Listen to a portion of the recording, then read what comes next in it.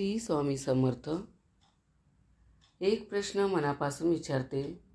तुमच्यापैकी किती जणांना स्वामीचरित्र सारामृत पारायण करण्याची खूप इच्छा असते, पण वेळ नसल्यामुळे ते राहून जातं. जर तुमच्या मनातही अशी इच्छा असेल तर आजचा व्हिडिओ हा तुमच्यासाठी खूप खास आहे. कारण स्वामी समर्थ महाराजांचा प्रगट दिन म्हणजे अतिशय पवित्र आणि दिव्य असा दिवस. आणि या दिवशी फक्त एका दिवसात संपूर्ण स्वामीचरित्र सारामृत पारायण करून स्वामींची कृपा कशी मिळवायची हे मी तुम्हाला अगदी सोप्या आणि सविस्तर पद्धतीने सांगणार आहे. त्यामुळे व्हिडिओ शेवटपर्यंत नक्की पहा. भिवू नकोस, मी तुझ्या पाठीशी आहे आणि अशक्य ही शक्य करतील स्वामी. या शुभ आशीर्वादावर विश्वास असणारे अनेक लाखो भक्त आहेत. येत्या 20 मार्चला आपल्या सर्वांचे लाडके स्वामी महाराजांचा प्रगट दिन आला आहे. तर तुमची या 21 दिवसात, 11 दिवसात, 7 दिवसात, 5 दिवसात, 3 दिवसात सेवा झालीच नाही तर येत्या प्रगट दिनानिमित्त तुम्हाला एक दिवसीय अतिशय प्रभावी, महाराजांना अतिशय प्रिय अशी प्रभावी सेवा करायची आहे. सेवा अगदी साधी सोपी आहे. तुम्ही घरी केली तरीही चालेल. केंद्रात जाणं शक्य नसेल, अगदी घरी करा. आता या सेवेला मोजून तुम्ही जर सेवा कंटिन्यू करीत असाल तर तुम्हाला 1 पाऊण तास लागणार आहे. पण तुम्ही ही सेवा पहिल्यांदा करत असाल तर तुम्हाला मोजून 1 तास किंवा सव्वा तास लागणार आहे. सेवा अतिशय साधी सोपी आहे, पण तुमची जी इच्छा आहे ती इच्छा मनात धरून तुम्ही ही सेवा करा. तुम्हाला याचा 100% रिझल्ट आहे. कारण स्वामी महाराजांना सेवा अतिशय प्रिय आहे. पण तुम्ही जर सेवा केली तर स्वामी महाराज तुमच्या त्या सेवेच्या बदल्यात तुम्हाला काही ना काही देत असतात. पण बघा, आमच्याकडे सर्व आहे, आम्हाला कशाची गरज नाही. तर स्वामी महाराजांनी तुम्हाला जे सगळं दिलं आहे त्यासाठी तुम्ही स्वामी महाराजांसाठी तुम्ही ही सेवा करू शकतात. आता सेवा कशी करायची, काय करायची, केव्हा करायची, संपूर्ण माहिती आपण जाणून घेणार आहोत. अनेक लाखो भक्त, करोड भक्त प्रगट दिनाच्या निमित्ताने अक्कलकोटला जात असतात.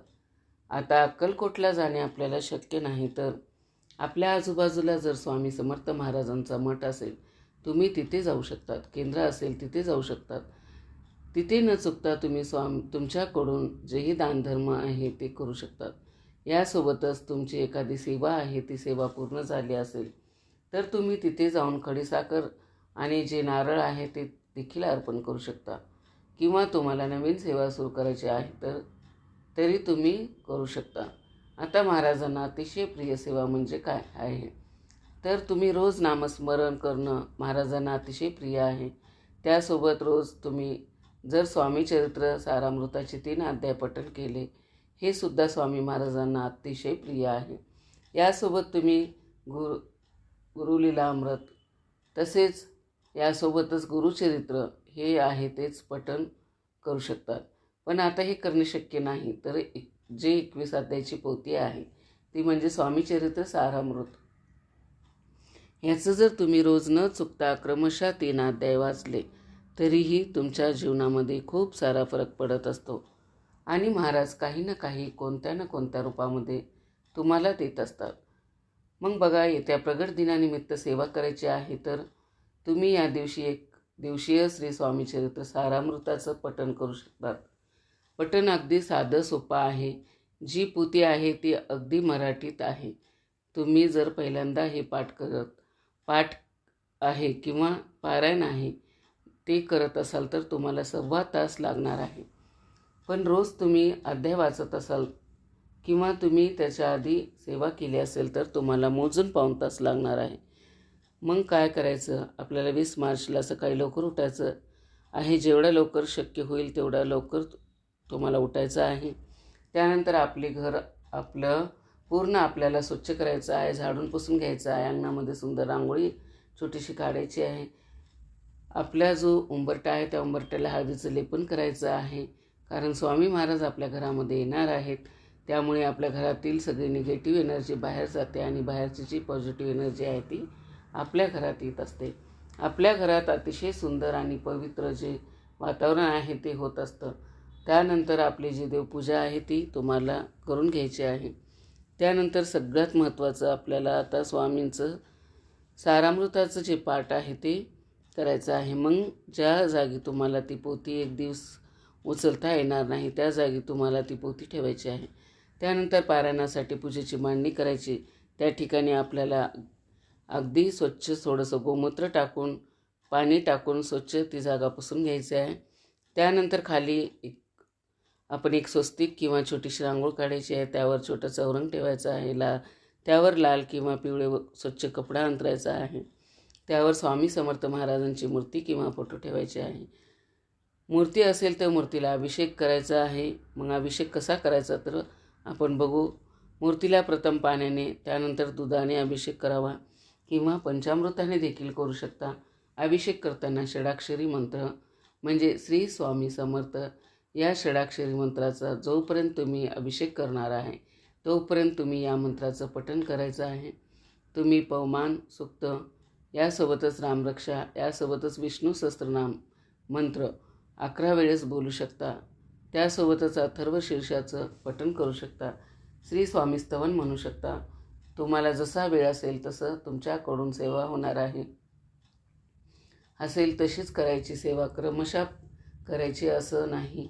तुम्हाला वेळ भेटणे गरजेचे आहे, कारण आजच्या या धावपळीच्या युगामध्ये प्रत्येकालाच वेळ भेटतो असं नाही. अभिषेक झाल्यानंतर मूर्ती स्वच्छ कपड्यानं पुसून चौरंगावर ठेवायची आहे. फोटो असेल तर गुलाब पाण्याने हलकासा पुसून घ्यायचा, स्वच्छ करायचा आहे. त्यानंतर सर्वात आधी दिवा प्रज्वलित करून घ्यायचा आहे. दिव्याला हळद, कुंकू, अक्षदा, फुलं अर्पण करायची आहे. त्यानंतर त्याची पूजा करून घ्यायची, अगरबत्ती लावायची आहे. त्यानंतर आपल्याला खडीसाखर महाराजांना नैवेद्य म्हणून ठेवायचा आहे. या दिवशी आवर्जून एक नारळ म्हणजे श्रीफळ स्वामींसमोर ठेवायचा आहे. हा नारळ ठेवताना आपल्या मनातील स्वामींना सांगायची आहे इच्छा. त्यानंतर स्वामींना अष्टगंध लावायचं आहे. हळद कुंकू स्वामींच्या मूर्तीला लावायचं नसतं, ते लक्षात ठेवा. त्यानंतर महाराजांना अतिशय प्रिय म्हणजे हिना अत्तर थोडंसं तुम्ही कापसाने किंवा फुलाने लावू शकता. तर फोटो असेल तर त्या फोटोला सुद्धा लावायचं आहे. त्यानंतर स्वामींना झेंडूची फुलं, पिवळी फुलं अर्पण करायची आहे. त्यानंतर आपली जी स्वामी सारामृताची पोथी आहे त्या पोथीला सुद्धा गंध, फुलं, अक्षदा अर्पण करायचं, नमस्कार करायचा आहे. आता ही सर्व मांडणी झाल्यानंतर आता आपण पारायण सुरू करण्यासाठी तयार झालो आहोत. पारायण सुरू करण्यापूर्वी सर्वात महत्त्वाची गोष्ट म्हणजे संकल्प. संकल्प सोडण्यासाठी हातात थोडंसं पाणी घ्यायचं आहे. त्यामध्ये अक्षदा, फुलं आणि थोडंसं हळद कुंकू टाकायचं आहे. त्यानंतर आपलं पूर्ण नाव सांगायचं आहे. गोत्र माहिती असेल तर गोत्र सांगायचं, नसेल तर कश्यप गोत्र असं म्हणायचं.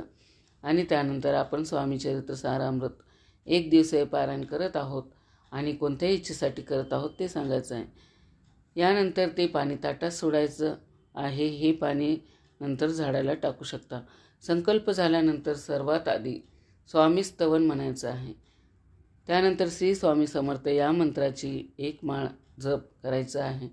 आता खरंच सांगते, 20 मार्चला आपल्या सर्वांसाठी पर्वणीचा दिवस आहे. तुमच्याकडून जेवढे शक्य होईल तेवढं त्या दिवशी नामस्मरण करा. पण तुम्हाला आता जे स्वामींचं सारामृताचं पठण करायचं आहे, मग तुमच्याकडे वेळ नाही, मग तुम्ही 1 वेळेस किंवा 11 वेळेस स्वामी समर्थाच्या मंत्राचा जो जप आहे तो करू शकता. आणि त्यानंतर आपण स्वामी चरित्र सारामृत ग्रंथाचे वाचन सुरू करायचं आहे. या ग्रंथामध्ये एकूण 21 अध्याय आहेत आणि हे सर्व अध्याय एका बैठकीत वाचण्याचा प्रयत्न करायचा आहे. वाचन करताना काही नियम पाळावायचे असतात. वाचन करताना मध्येच उठायचं नाही. मोबाईल बाजूला ठेवायचा आहे. कोणीही डिस्टर्ब करणार नाही याची काळजी घ्यायची आहे. वाचन शांतपणे आणि एकाच सुरुवात करायचं आहे. मोठ्याने वाचू नका. तुम्हाला जेवढ्या आवाजात जेवढं आवश्यक असेल तेवढं स्वतः ऐकू येईल तेवढ्या आवाजात तुम्हाला वाचायचं आहे. आणि पोथी वाचताना काही अर्थ समजून घ्या. महाराजांचे वर्णन आहेत ते तुम्ही अगदी स्वतः तुमच्या तोंडाने करत आहात असं महाराजांना वाटलं पाहिजे. पारायण वाचताना मध्येच डोलू नका, हलवू नका. महिला जर पारायण वाचत असेल तर पूर्ण केस मोकळे सोडून बसू नका. तसेच बघा, ग्रंथ हातात घेऊन वाचायचा नाही, तो पाटावर ठेवून वाचायचा आहे. ओळीवर बोट फिरवत वाचन करायचं नाही. डोळ्यांनी वाचायचं आहे आणि मन पूर्णपणे स्वामीकडे केंद्रित ठेवायचं आहे. असं श्रद्धेने वाचन केल्यास स्वामींची कृपा नक्की मिळते. 21 अध्याय पूर्ण झाल्यानंतर परत पोथी आपल्याला बंद करायची आहे. परत पोथीला आपल्याला नमस्कार करायचा आहे, स्वामी महाराजांना नमस्कार करायचा आणि स्वामी महाराजांना सांगायचं आहे की स्वामी महाराज, तुम्ही आज माझ्याकडून ही जी सेवा आहे ती करून घेतली त्याबद्दल मी तुमची खरंच खूप खूप खूप मनापासून आभार मानते आणि माझ्या आयुष्यातले तुम्ही एकच असंच माझ्या पाठीशी उभे राहा. जे संकट माझ्या आयुष्यात येतील त्याला जो सामना आहे तो मी करेन, पण त्याची जी तीव्रता आहे ती कमी व्हावी. माझ्यासोबत तुम्ही अखंड राहावं, माझी ही इच्छा आहे, तुम्ही लवकरात लवकर पूर्ण करावी असं म्हणायचं आहे आणि नमस्कार करायचा आहे. आणि आरती करायची आहे. गणपती बाप्पाची आरती, स्वामी समर्थाची आरती आणि दत्तगुरूची आरती करू शकता.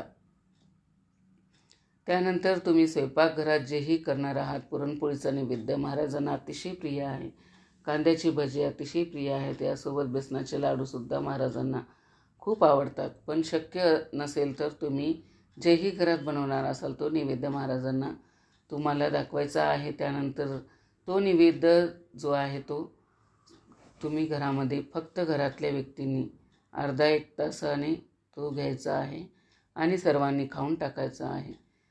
यानंतर सगळ्यात महत्त्वाचं, आता दुसऱ्या दिवशी आपल्याला जी पोथी आहे त्याचं काय करायचं.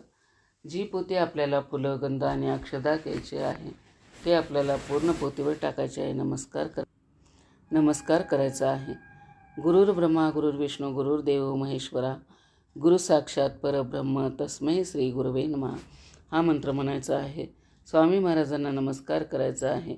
त्यानंतर जे नारळ आहे ते तुम्ही वाहत्या पाण्यात किंवा स्वामी समर्थाच्या केंद्रात देखील नेऊन ठेवू शकता. तुम्हाला जसंही शक्य असेल तसं तुम्ही करा.